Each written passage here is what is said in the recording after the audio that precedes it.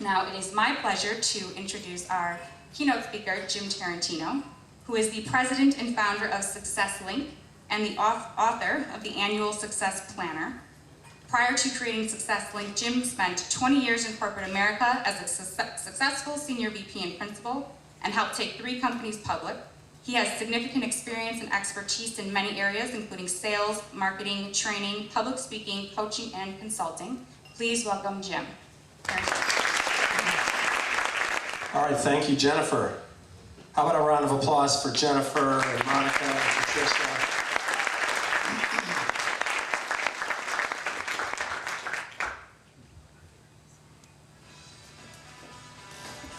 All right, so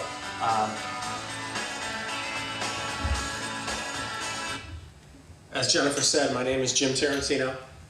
I founded a company called Success Link about 5 years ago, which is basically focused on helping you help yourself.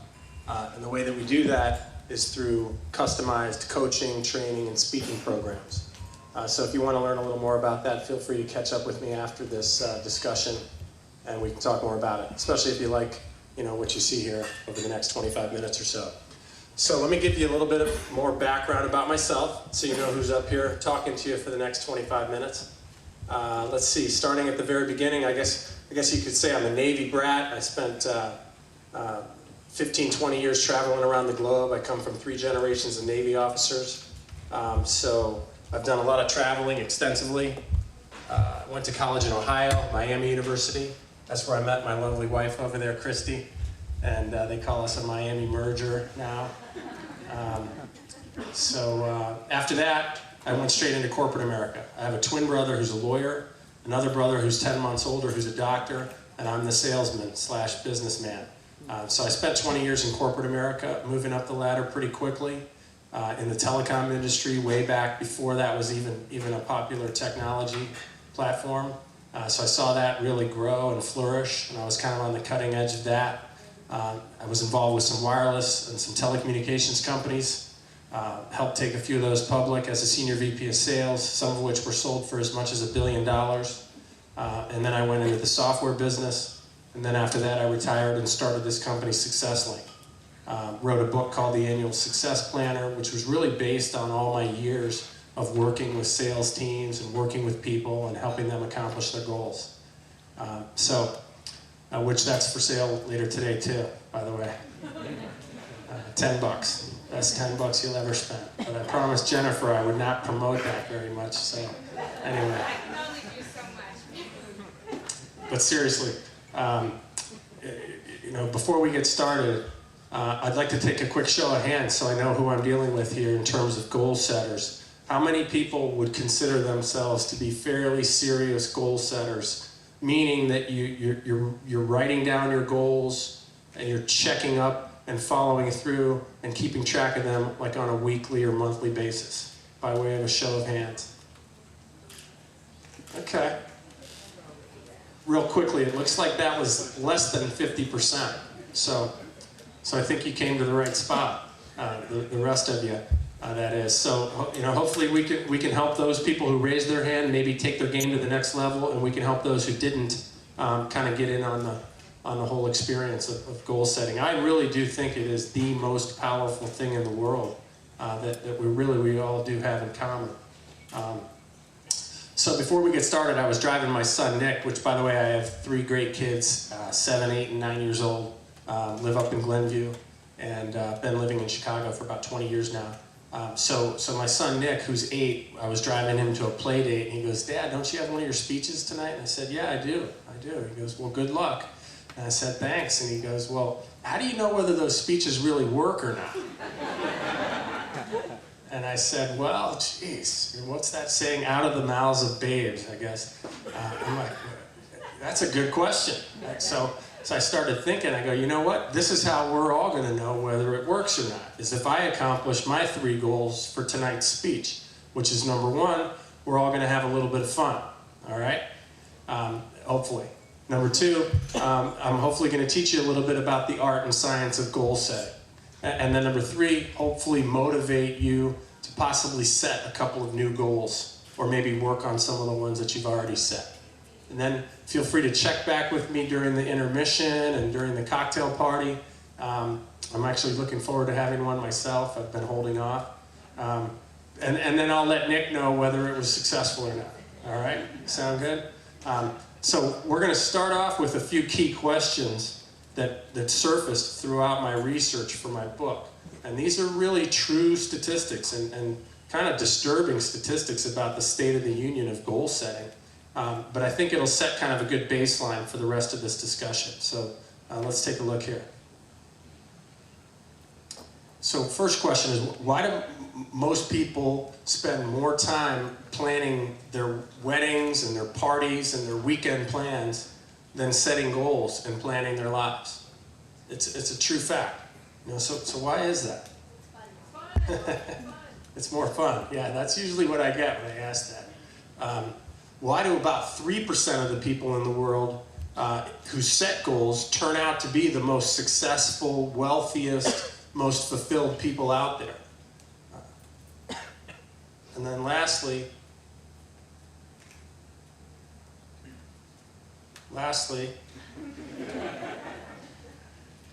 why do less than 5% of the people in the world who do set goals maintain that success long term? So, you know, so those are the people that raised, maybe some of you that raised your hands and you're setting the goals, but maybe like a New Year's resolution, you hit that goal for the first or second month of the year, and then it kind of fades away. So, you know, these are some pretty disturbing statistics that I think hopefully the rest of this discussion can kind of help solve and help fix. Now, there's a ton of reasons for this, but my research indicates there's basically 3 primary reasons as to why this is the case. Number 1 is really a fear of failure. Number 2 is people are just too busy, or at least they think they are. And then number 3 is people just don't know how to do it. All right? So hopefully this discussion will address all 3 of those things and put you in a better position to achieve your goals. So let's keep moving along here.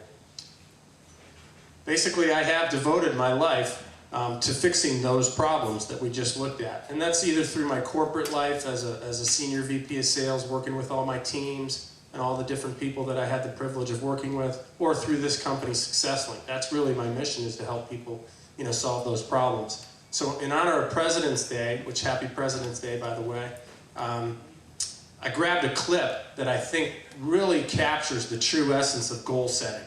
And this is just one of my most favorite clips. It's President Kennedy talking about putting a man on the moon, which actually this is pretty relevant because this speech and the first person that we put in space all took place pretty much 50 years ago today. So let's take a look here at President Kennedy's idea of goal setting.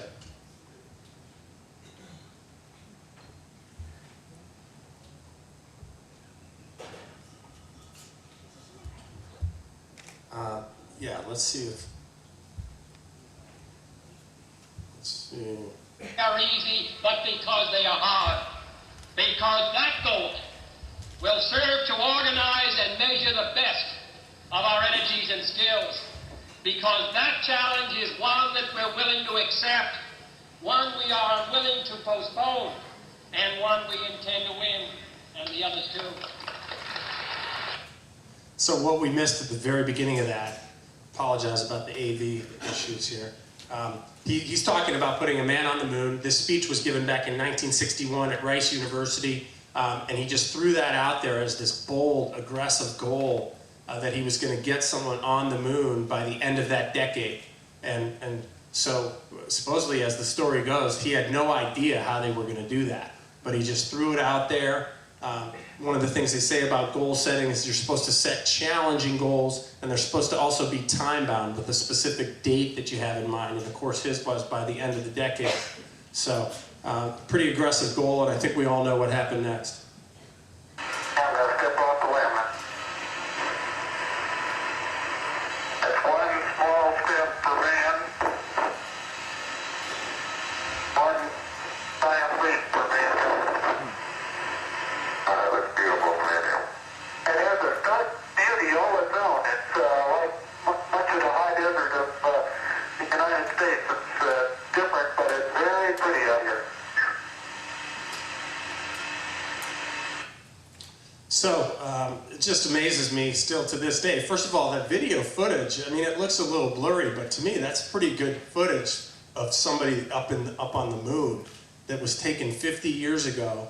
And to think that people could dream of a goal like that 50 years ago of basically taking men, putting them in what really looks like a glorified tin can, blasting it up into outer space, landing it on the moon. People are walking around up there, shooting golf balls. It's just an incredible accomplishment.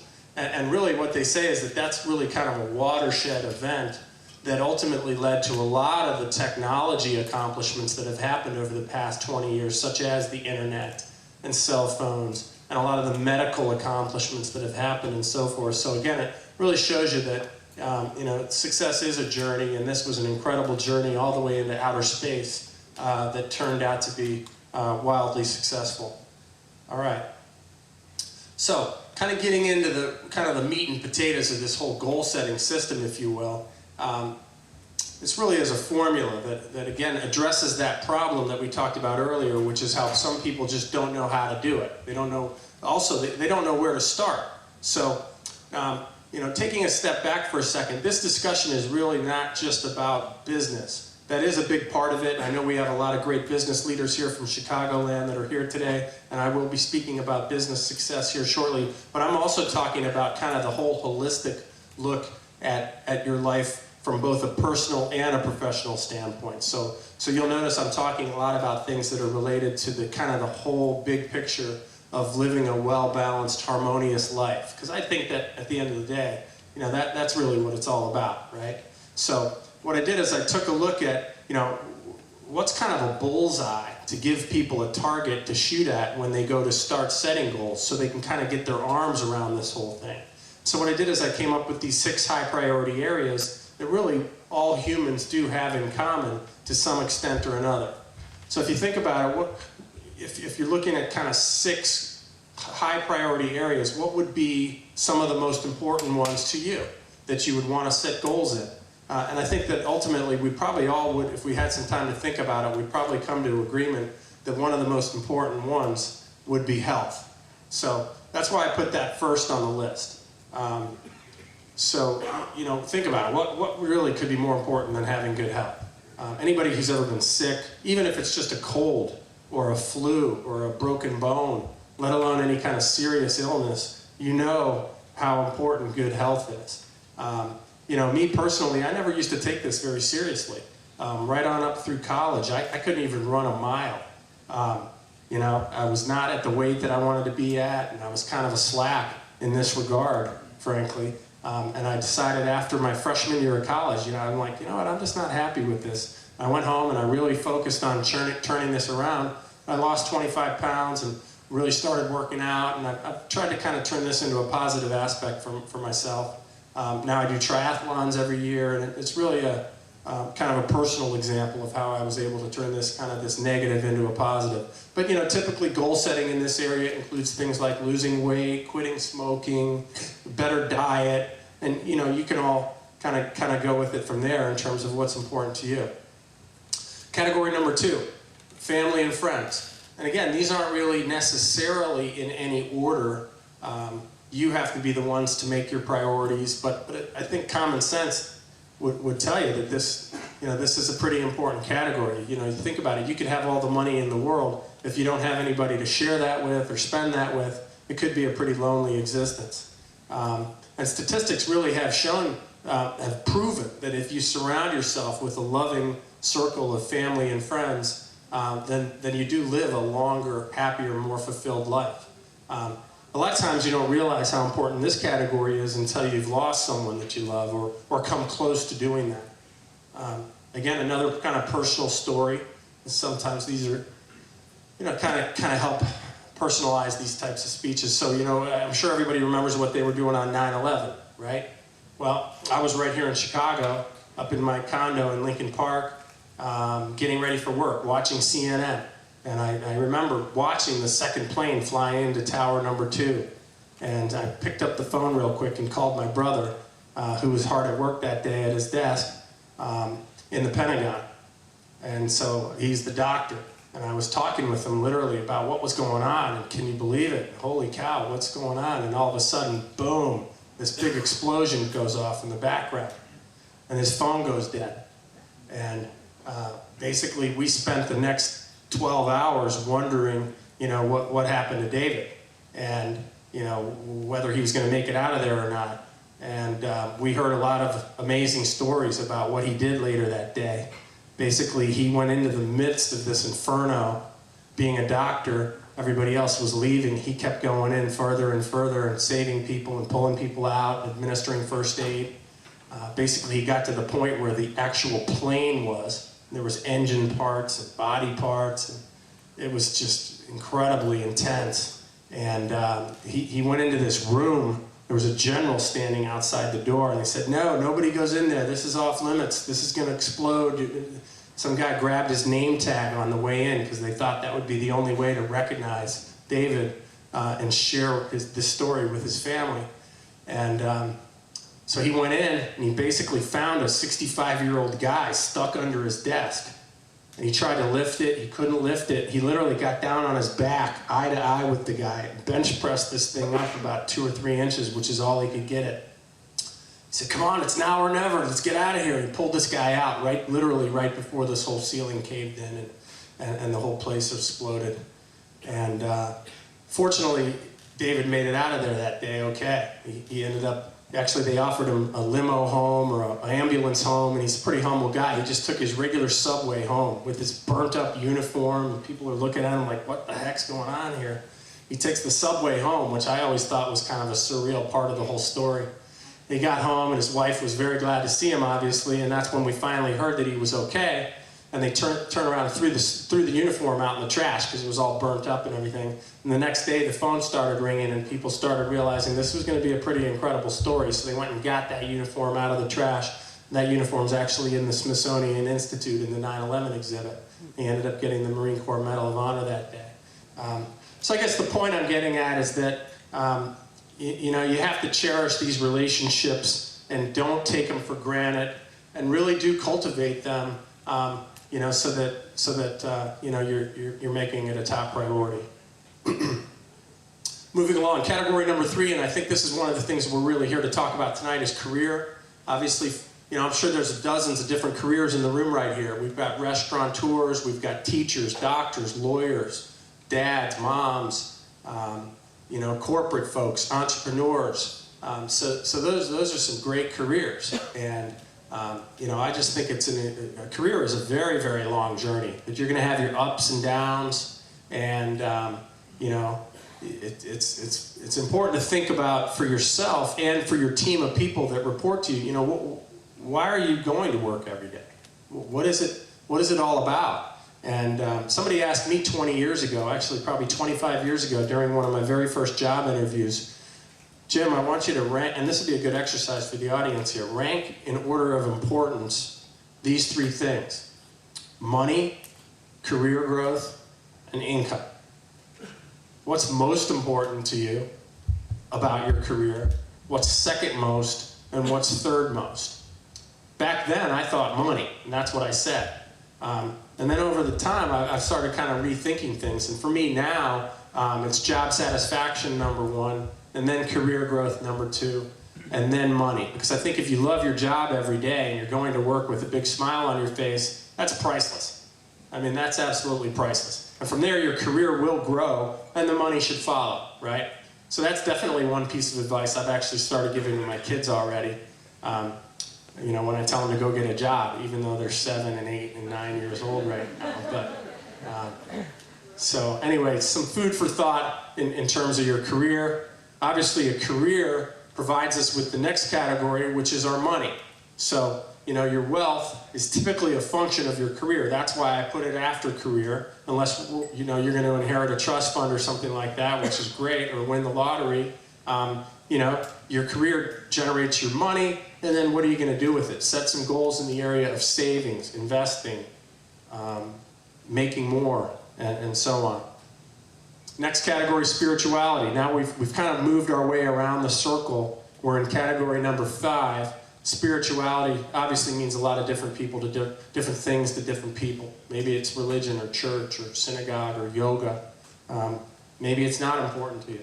These are all just general ideas and food for thought.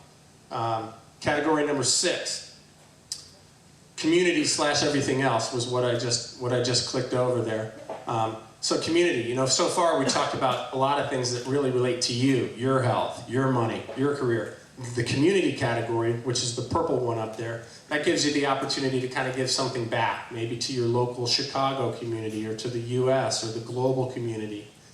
Maybe it involved charity or something like that. So, and this slide kind of shows you what I call the circle of life, and it shows you how these things are all interrelated. If you're having a really great day or a great year, maybe you have these things well balanced. If you're not, and you're having a bad day or a bad month or a bad year, there's a pretty good chance that you could pinpoint 1 or 2 of these things that you could maybe work on. Anyway, all right, moving along. The next category here, long-term goals. Basically, setting long-term goals is the first part of the actual goal-setting process. So we talked about the 6 categories, and then the next thing is to set long-term goals and then short-term goals. So while you're setting your long-term goals, I think it makes great sense to keep your eyes open for your true purpose. That would be the one thing in life, or maybe a couple things, that gives you the most reward or makes you feel the most fulfilled. So definitely something to think about. Maybe it's your family, maybe it's your career, maybe it's launching a new business. A lot of people go through life without even taking the time to consider that and to pinpoint that. So I definitely encourage you to start with your long-term goals and then start identifying your true purpose and the things that are most important to you. And then from there, you move into your short-term goals. And those are the goals that would happen within the next month, year, 2 years, 3 years, 4 years, and beyond. And really what happens there is you're setting short-term goals that complement your long-term goals.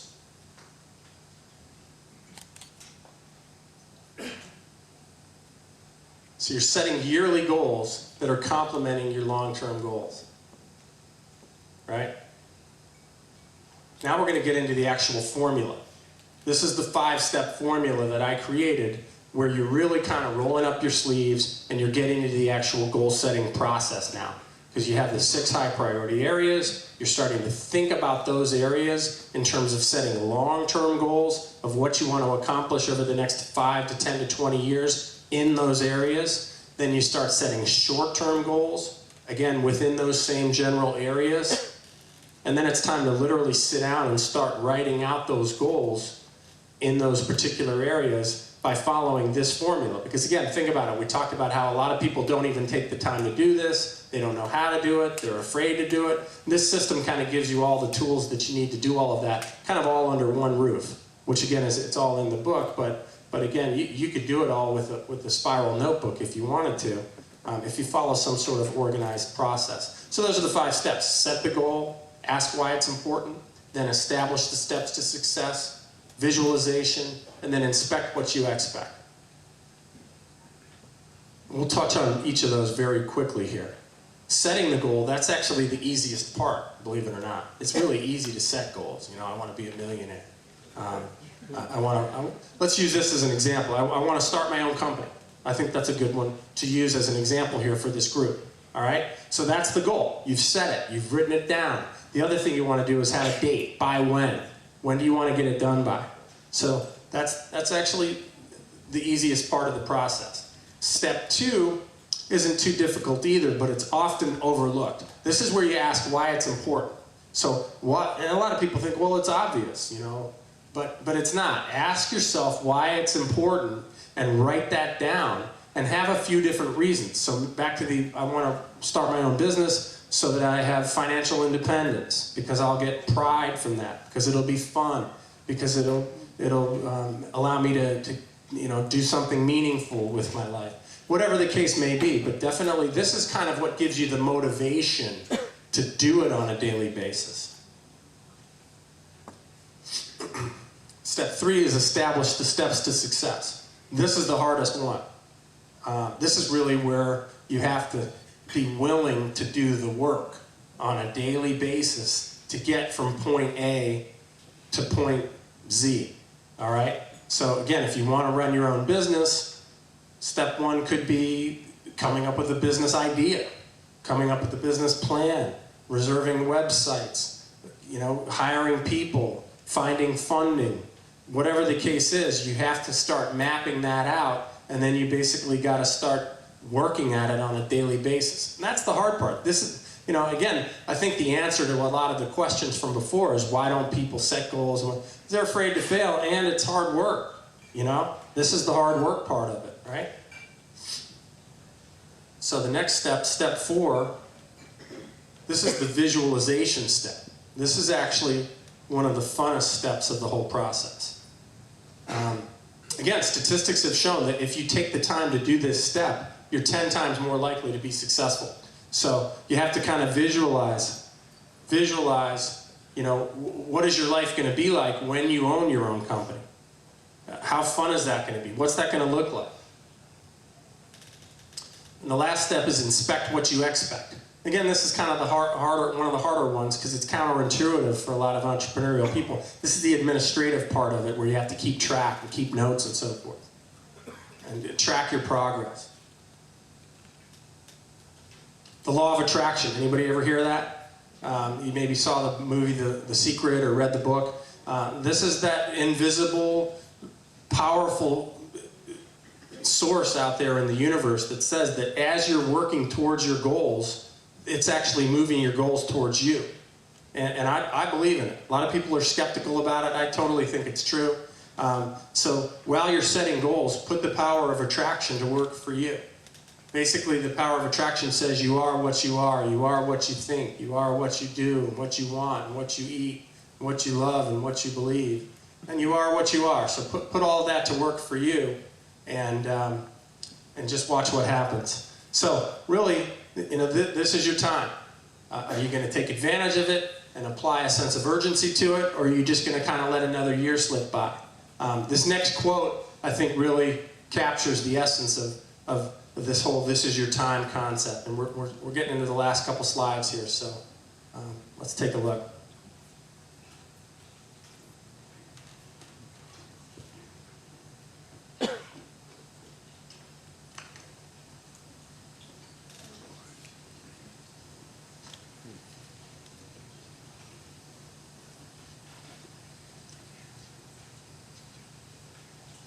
Great moments are born from great opportunity. And that's what you have here tonight, boys. That's what you earned here tonight.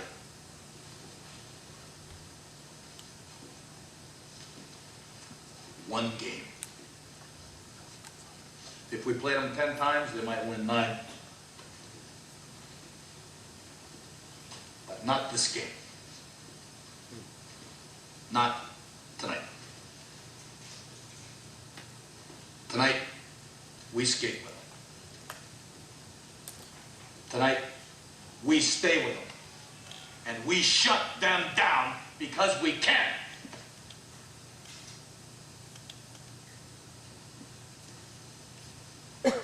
Tonight, we are the greatest hockey team in the world.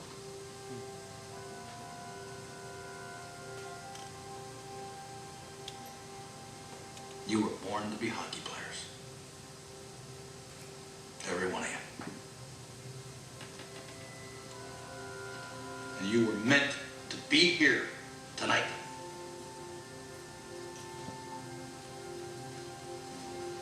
This is your time.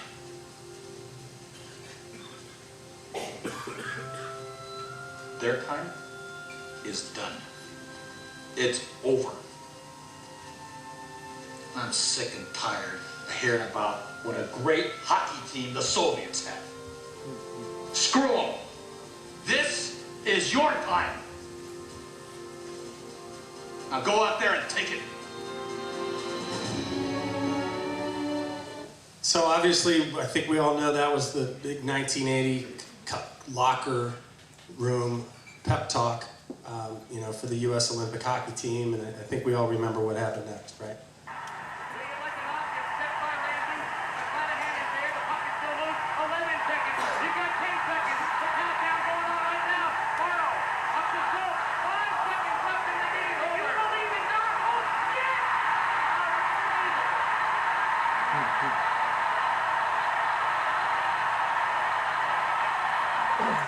So that famous quote, "Do you believe in miracles?" I think is relevant because you're all in position to kind of create your own little miracles for yourselves, for your families. You know, there's probably a lot of people counting on you to do it, including yourself and your loved ones. So, you know, it's a decision about committing to make it happen now. Don't let the opportunity slip through your fingers.